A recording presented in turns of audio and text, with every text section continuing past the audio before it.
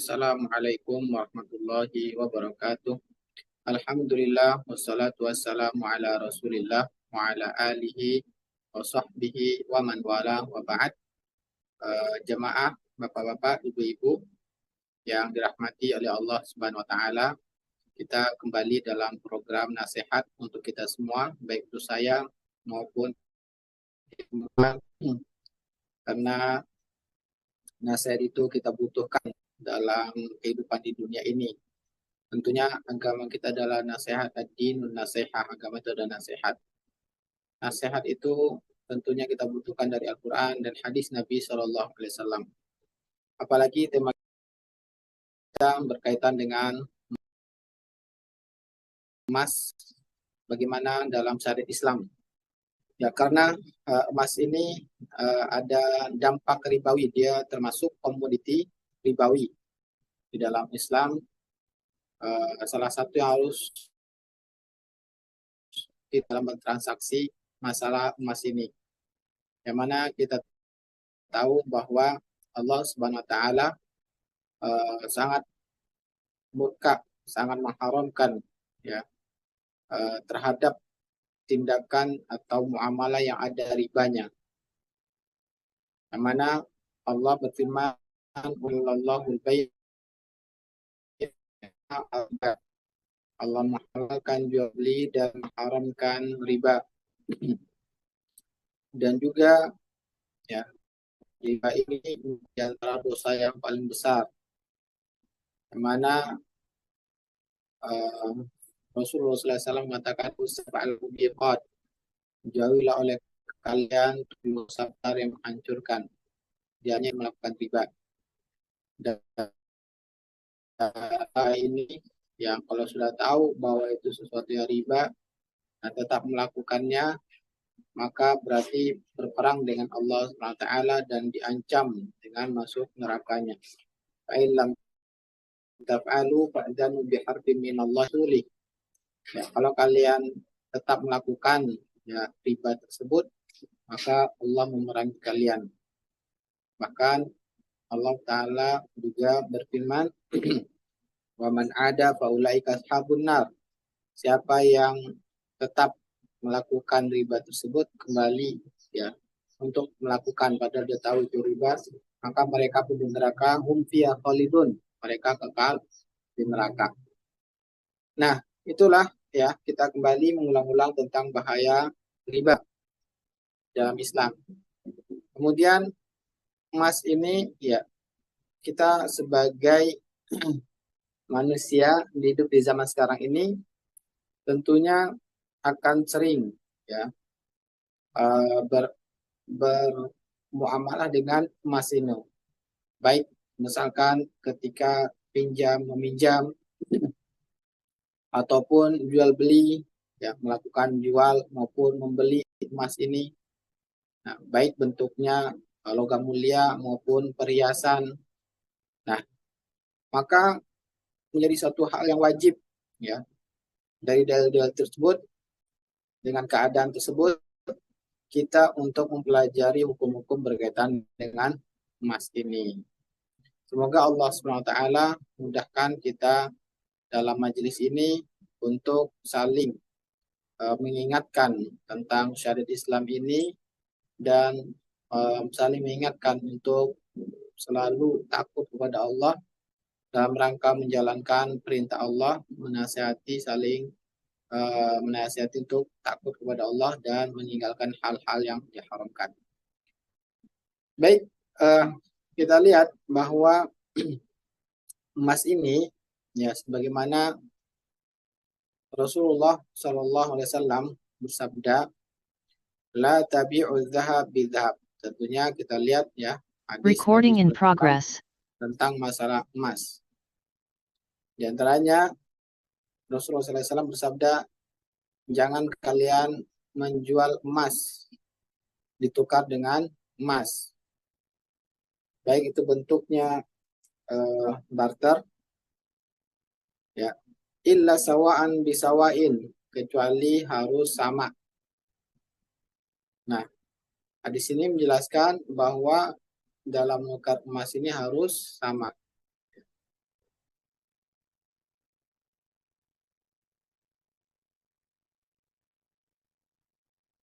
Maka oleh karena itu para ulama mencari ya sebab kenapa emas ini dan juga perak itu menjadi komoditi ribawi.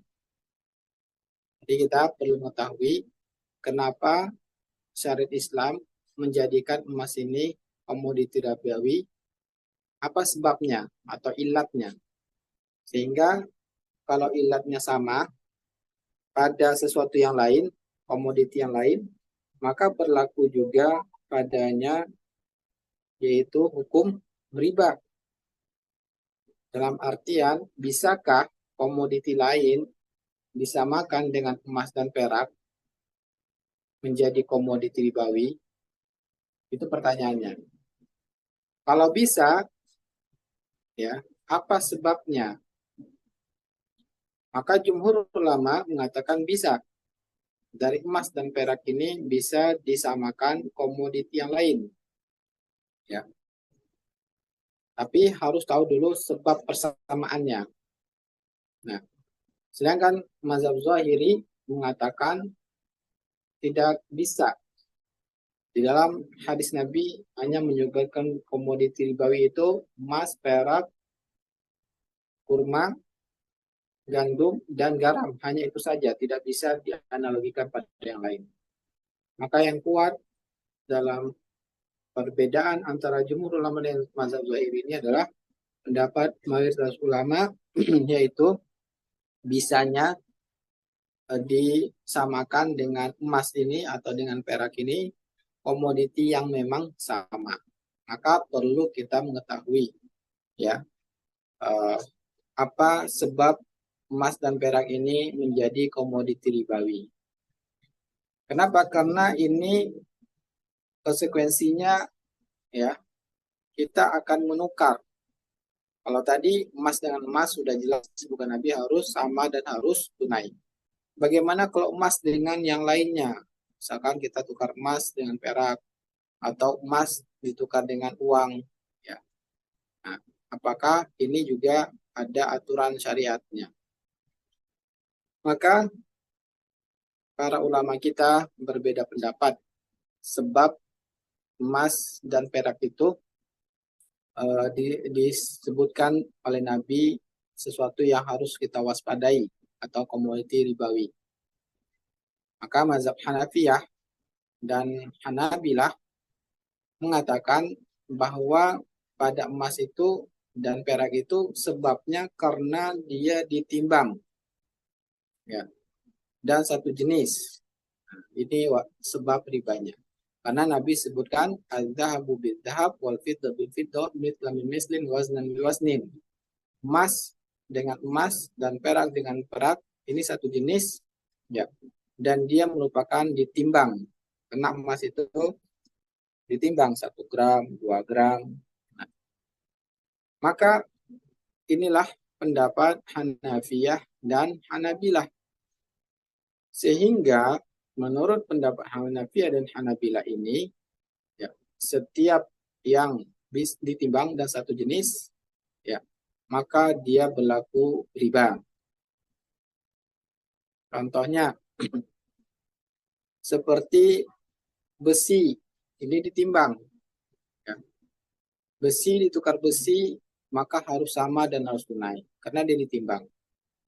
Kemudian yang ditimbang lagi, yaitu timah. Timah juga ditimbang. Kalau orang melakukannya itu ditimbang. Maka timah dengan timah itu ditimbang. Maka itu menjadi harus sama dan harus tunai. Kalau tidak menjadi riba. Ya. Dan semua yang ditimbang. Contohnya daging. Ya. Daging ditimbang. Ditukar dengan daging maka disarankan harus sama. Tidak boleh berbeda. Kalau tidak menjadi riba. Nah inilah pendapat Hanafiyah dan Hanabilah ya. Maka semua ditimbang maka harus menjadi ya mengatakan sebab ribanya karena sebagai uh, alat tukar, ya, alat tukar. Nah, di masa Nabi Shallallahu Alaihi Wasallam emas dan perak itu mayoritasnya bentuknya adalah alat tukar sebagai mata uang. Nah, sehingga inilah penyebab uh, komoditi ribawi. Oleh karena itu, yang dijadikan sebagai alat tukar atau mata uang berlaku padanya hukum riba. Ya, rupiah dengan rupiah disyaratkan tukarnya harus sama dan harus tunai. Nah, maka pendapat yang kuat dari perbedaan para ulama ini antara Hanafiyah Hanabilah dengan pendapat yang kedua yaitu Malikiyah dan Syafi'iyah, maka yang kuat adalah pendapat ya, uh, Syafi'iyah dan Malikiyah, ya, yaitu merupakan uang. Maka ya hadis Nabi Shallallahu Alaihi Wasallam menjelaskan bahwa emas dan perak, ya, berikutnya Nabi mengatakan faidha talafatil asnafu fabi'u kaifa syi'tum idza kana yadan biyadin. Apabila ditukar berbeda jenis, maka disyaratkan harus tunai. Ya, contohnya emas ditukar dengan perak, disyaratkan harus tunai. Nah, kemudian komoditi yang lain tadi kita menguatkan pendapat Malikiyah dan Syafi'iyah. Ya, maka apabila emas ditukar dengan rupiah, maka disyaratkan harus tunai. Yang dimaksud dengan tunai yaitu ketika melakukan transaksi, maka semuanya sudah tidak ada lagi yang ditunda, ya, diserahkan. Maka kalau berpisah, masih ada yang tertunda, penyerahannya berarti tidak tunai. Jadi ketika berpisah itu semuanya sudah harus diserahkan. Nah, ini sangat penting kita ya lakukan. Berarti dengan pendapat Malikiyah dan Syafi'iyah ini, maka ketika kita akan menukar rupiah, ya, uang dengan emas atau dengan perak, maka ya tidak boleh tidak tunai, tidak boleh dicicil, karena kalau dicicil menjadi riba. Nah, inilah ya pentingnya kita untuk mengetahui sebab riba tersebut. Kita lihat hadis-hadis Nabi SAW berkaitan dengan emas ini. Ya. Di antaranya hadis Abi Said Al-Khudri, yang mana Rasulullah SAW bersabda, La tabi'u dzahaba bidzahab illa mithlin. Jangan kalian menukar emas dengan emas kecuali harus sama. Wala tushifu ba'du ala ba'din. Jangan ada tambahan, jadi harus sama. Wala tabi'u wariqa bil wariqi illa mithlin. Dan juga perak ditukar yang perak harus sama. Wala tushifu, dan tidak boleh berbeda. Wala tabi'u minha ghaiban bin najizin. Dan tidak boleh kalian menukarnya ya, yang salah satunya tunai dan yang lainnya tertunda. Jadi Nabi mensyaratkan bahwa kalau emas dengan emas harus sama dan tunai, tetapi kalau emas dengan perak harus tunai. Kemudian hadis Abi Bakrah, Rasulullah SAW bersabda, La tabi'u dzahab illa sawa'an bisawain. Jangan kalian menukar emas dengan emas kecuali harus sama. Ya. Wa bi'u dzahab bil fiddah wal fiddah bil dzahab kaifa syi'tum. Ya. Maka dan tukarlah emas dengan perak, ya, terserah kalian, boleh bertambah, ya, dibolehkan bertambah kata Nabi SAW, tapi syaratnya harus tunai. Dan ini ijma para ulama, ya, para ulama sepakat bahwa untuk menukar emas itu disyaratkan harus sama dan harus tunai. Kalau tukar emas dengan perak misalkan harus tunai, boleh berbeda. Ini sebagaimana Ibnu Abdul Bar dan Imam Nawawi mengatakan bahwa ini sepakat para ulama. Ada ya yang menyelisihinya dari antara sahabat, antaranya yaitu Muawiyah bin Abi Sufyan. Ya, yang mana beliau mengatakan bahwa saya tidak mendengar dari Nabi SAW. Maka jawabannya bahwa tidak mesti ketika Muawiyah bin Abi Sufyan tidak mendengar hadis tersebut itu menjadi dalil, karena bisa jadi sahabat tidak mendengar dari Nabi tapi sahabat yang lain mendengarnya. Ya, maka pengingkaran Muawiyah karena tidak mendengar hadis tidak bisa dijadikan hujah. Sedangkan ya para ulama yang lainnya sepakat, mereka mengatakan ya para sahabat Nabi mengatakan tidak boleh menukar emas kecuali sama dan harus tunai. Nah, sehingga ya kesimpulannya dari permasalahan ini perlu kita perhatikan bahwa apabila kita akan menukar rupiah dengan emas, disyaratkan harus tunai, maka tidak boleh kita membeli emas dengan cara online ya, karena dengan cara online tersebut yang mana emasnya ya kita dengan mentransfer itu sudah terjadi jual beli ya, tetapi emasnya belum kita terima, maka ini mengakibatkan riba. Dan kemudian kesimpulannya yang kedua, bahwa ketika kita berhutang uang ya, misalkan seorang pinjam uang 100 juta dan misalkan ya disepakati bayarnya ketika mampu atau ketika memiliki uang.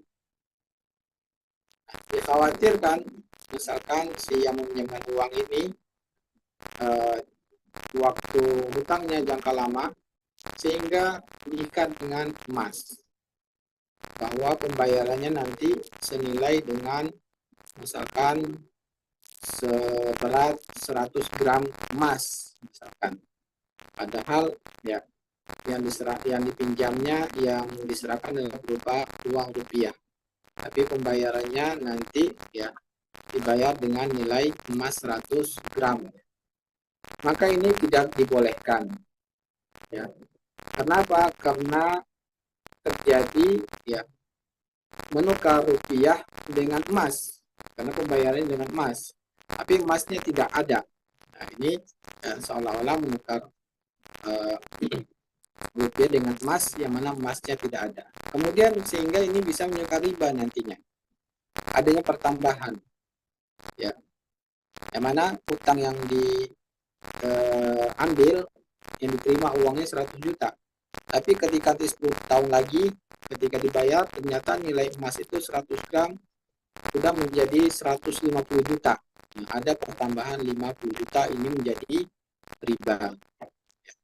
Nah, ini yang sering terjadi kesalahan di masyarakat. Ya, begitu orang yang berhutang tidak mampu membayar hutangnya, kemudian diikat. Kalau gitu kamu bayarnya nanti pakai nilai emas. Nah, ini sesuatu yang dilarang oleh Nabi Shallallahu Alaihi Wasallam. Nah, begitu juga ya. Maka misalkan ketika kita akan membeli perhiasan ya 10 gram dari toko perhiasan dan kita akan menukarnya dengan perhiasan yang kita miliki yang sudah lama, beratnya 5 gram. Kemudian kita menyerahkan ya toko tersebut, ya udah tukar saja 5 gram ditambah dengan uang 5 juta ditukar dengan 10 gram perhiasan. Maka ini menyebabkan riba. Ya. Karena di sini ada perbedaan gramasi pada perhiasan tersebut, yang satu 5 gram, yang satu 10 gram. Yang mana pernah salah seorang sahabat ketika di perang Khaybar, beliau mendapatkan rampasan perang berupa membeli hasil rampasan perang berupa kalung, yang mana kalung tersebut terbuat dari emas dan juga ada permatanya. Maka beliau menukarnya dengan kalau tidak salah 10 dinar, ya, 10 dinar kalau saya tidak salah. Kemudian atau kalau saya salah nanti saya rujuk ya, kalau yang saya ingat saya 10 dinar, mungkin ada yang ingat antara para jamaah berapa dinarnya. Maka kemudian beliau menceritakan ketika saya pisahkan permata dengan emasnya, ternyata berat gramasi kalung tersebut lebih berat dari dinar tersebut beratnya, ya, lebih berat dari dinar tersebut. Maka saya bertanya kepada Nabi Sallallahu Alaihi Wasallam, maka Nabi mengatakan, la tubau hatta tufassal, jangan lain kali ya, maka kalian tidak boleh menjual emas dan emas kecuali dipisahkan dulu. Ya. Maka dari hadis ini menjelaskan bahwa emas ditukar emas itu harus sama, sebagaimana dari dalil yang tadi sudah sebutkan. Tidak boleh 5 gram ditambah uang ditukar dengan 10 gram perhiasan. Inilah di antara hukum-hukum yang ini saya bisa menyampaikan yang teringat oleh saya tentang masalah riba-riba yang terjadi pada emas, ya, dan yang sering terjadi kesalahan di masyarakat. Semoga kita dengan mengetahui hal ini terhindar dari melakukan yang riba ini pada tukar-menukar emas, ya. Karena begitu banyak orang di zaman sekarang ini membeli emas dengan cara online atau mencicil emas dengan kredit atau berhutang diikat dengan emas atau menukar ya dengan emas berbeda gramasinya. Jelas-jelas ini bertentangan dengan syariat Islam. Wallahu taala alam, semoga bermanfaat.